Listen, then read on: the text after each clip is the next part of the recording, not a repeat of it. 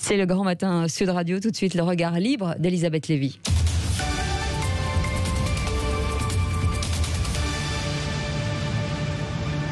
Elisabeth, bonjour. Bonjour Elisabeth. Bonjour à tous les deux et bonjour à tous. Alors Elisabeth, vous voulez revenir sur la vidéo, sur la rentrée scolaire d'Emmanuel Macron qui a été postée sur son compte Twitter avec un message qui a fait évidemment grand bruit. On en parle depuis hier après-midi.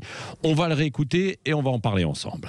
Face au virus qui circule, je vous le rappelle, il y a les gestes barrières.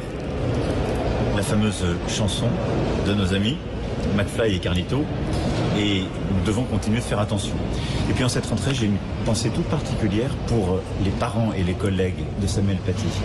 Personne n'a oublié, je veux ici leur dire, et cela nous rappelle combien le beau métier d'enseigner est au cœur de la nation, de notre pacte, pour nos enfants et pour nous tous.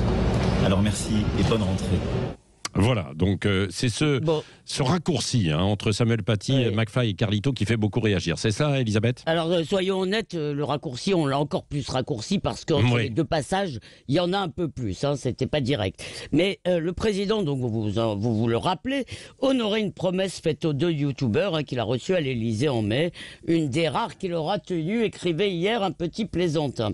Comme leur chanson a dépassé 10 millions de vues eh bien, il a montré leurs photos. Il n'a pas montré celle de Samuel Paty. Alors, son pas de deux avec le duo d'ado était d'ado attardé, si on peut dire, gentiment, était déjà assez éloigné de la dignité présidentielle.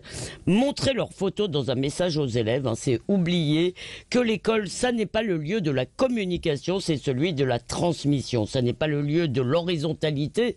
On est tous copains, celui de la verticalité. Il y a le prof, il y a les élèves. En fait, c'est assez raccord cette vidéo avec une autre vidéo qui a été réalisée par les communicants de l'Élysée où il demande à des bambins ce qu'ils voudraient à l'école. Alors l'un veut des tablettes et puis l'autre il veut un endroit pour jouer, et en fait c'est avec cette idéologie de l'enfant au centre du système qu'on a mis l'école par terre. Oui, mais ce qui choque, ce qui a choqué certains, c'est le mélange des genres, c'est ça, entre McFly et Carlito et Samuel Paty. Oui, ce qui a choqué certains, et votre servante également, ça m'a horrifié même. Je trouve que là, le président se vautre dans l'indécence, le terme d'ailleurs, qui a été spontanément employé par les commentateurs et beaucoup de politiques hier. Beaucoup de professeurs avaient publié une photo de leurs collègues assassinés pour avoir voulu apprendre à ses élèves le sens de la liberté d'expression.